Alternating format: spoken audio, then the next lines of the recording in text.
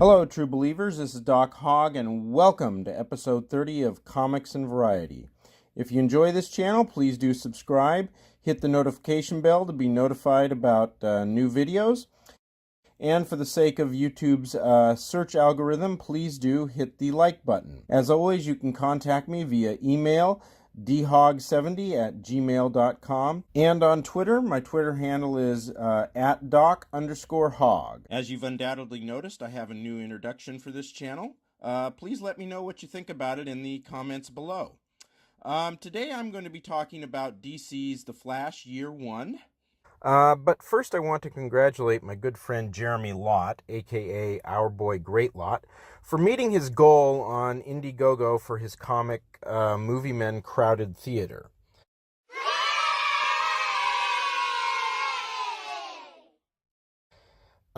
Even though the deadline for meeting the goal has passed, you can still buy a copy of the comic until the end of June. Although some of the perks, like the sketches, are no longer available, you still can buy the comic book itself. And I'll provide a link to that Indiegogo page in the description. Also, before I get to The Flash, I want to mention another indie comic called The Legend of Lone Wolf, written by Doug Garrett. Mr. Garrett was nice enough to send me a preview, and it is good. I'm going to talk about it more later after my review of Flash Year 1. For now, suffice to say that I have backed it, and you should too. A link to that Indiegogo page will also be posted in the description. Okay, let's get to The Flash. Flash Year 1 is going to give an in-depth look at Flash's origin story. Kind of in the model of Batman Year 1. It is written by Joshua Williamson and illustrated by Howard Porter, and I've got the first two issues, and I'm happy to say that it is good so far.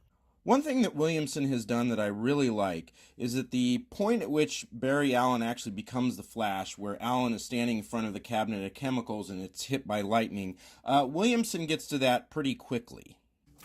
To me, that part of the origin story of the Flash just isn't that interesting. It's not like, say, Batman, where a young Bruce Wayne sees his parents murdered right in front of his eyes and all the psychological repercussions that come along with that.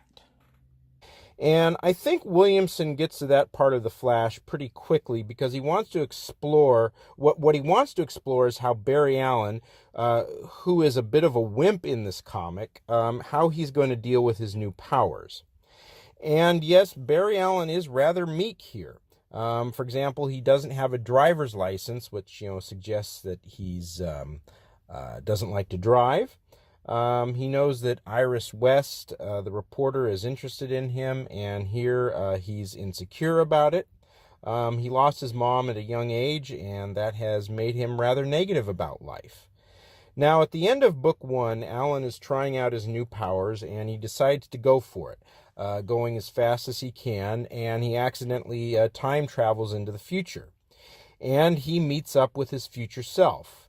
And that's where book 1 ends. Not a bad cliffhanger. I really wanted to see what was going to happen next. Issue 2 begins with a bunch of small panels showing that Barry Allen is really on the verge of a panic attack after ending up in the future. Again, this emphasizes the meek part of him, and it's a good way to start. Now, Future Flash starts to explain what is going on in the future. One of the villains, the Turtle, has taken over, as is shown in this page here. Apparently, it was part of a long-term plan.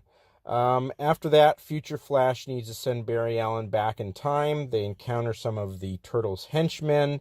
A fight ensues, and Barry Allen actually begins to show a little bit of moxie right here. Anyway, Barry Allen gets sent back in time. He goes home, and the meek part of him comes out again. Right here where he's saying, "I'm never running again."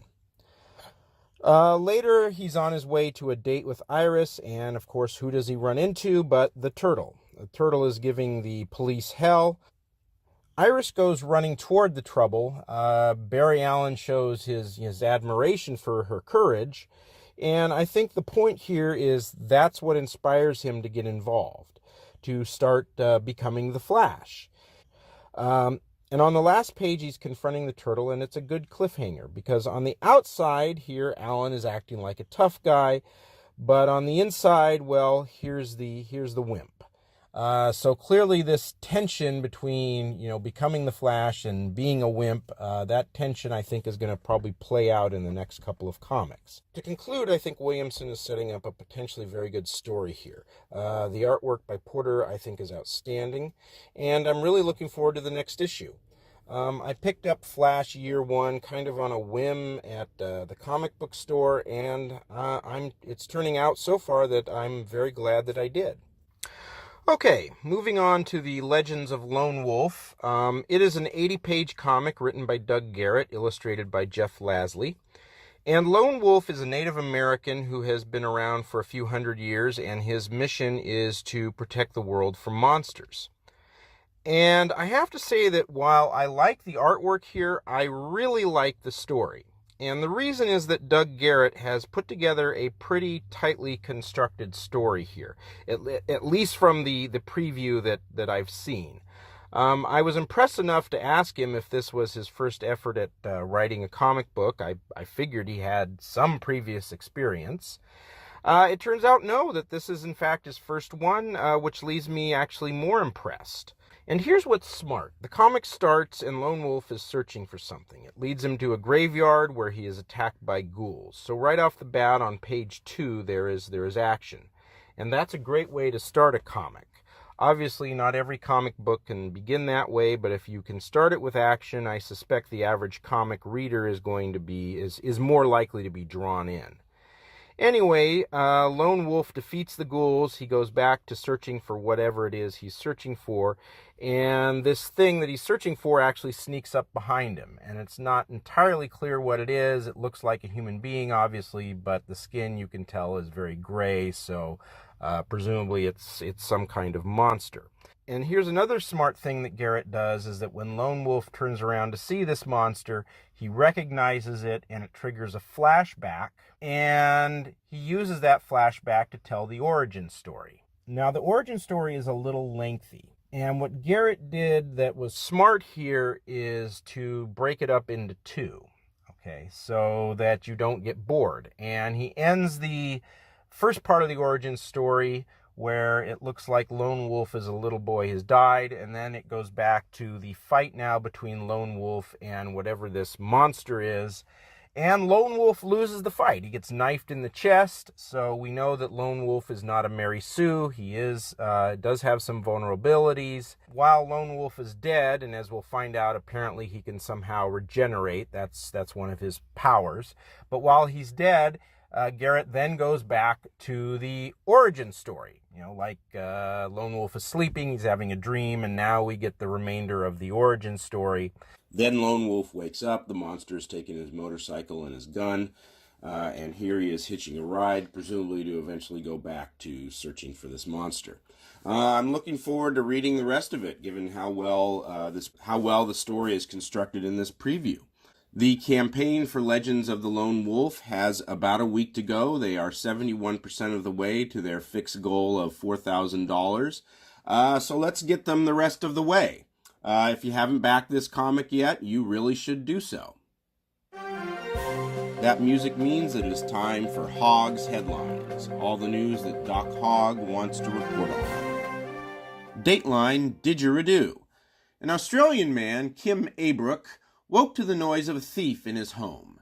So he did what anyone would do, grab the nearest didgeridoo and chase the intruder down the street in his underwear. Now you may be saying, what is a didgeridoo? Well, it's this.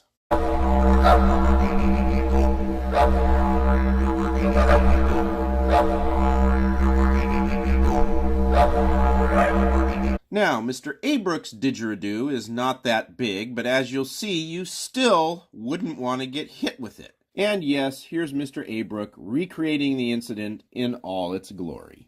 I notice I run faster naked, sort of semi-naked anyway, so I might try that in the next meet. I was very lucky the cops got in first off.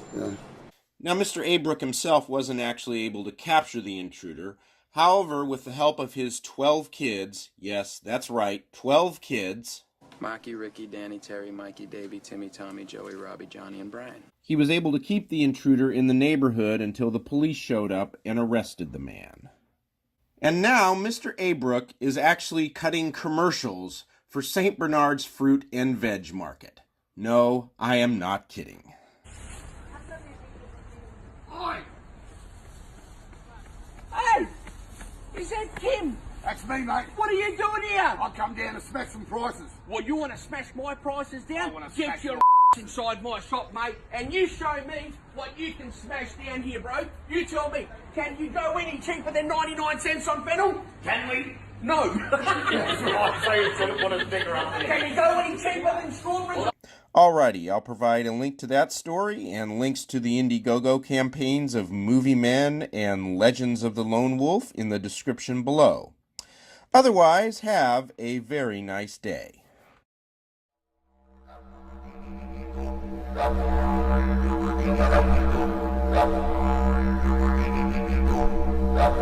Right.